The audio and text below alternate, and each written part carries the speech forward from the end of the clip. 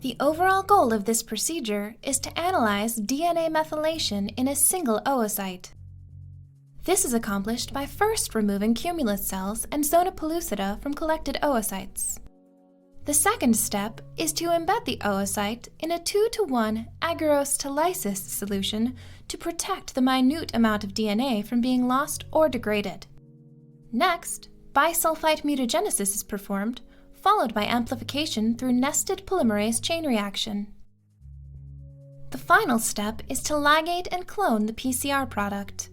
Clones are then picked, PCR amplified, and sent for sequencing. Ultimately, bisulfite mutagenesis and sequencing is used to show DNA methylation at cytosine phosphate guanine, or CpG dinucleotides, of a region of interest in a single oocyte.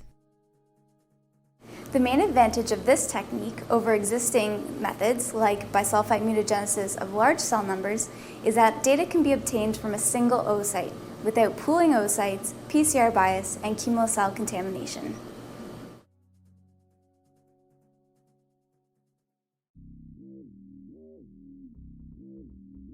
On the day of oocyte collection, freshly prepare the solutions listed in the written protocol. When making solutions, reduce the chance of DNA contamination by changing gloves often and using filter tips. Also, keep tubes angled away when open and recap all tubes when not in use.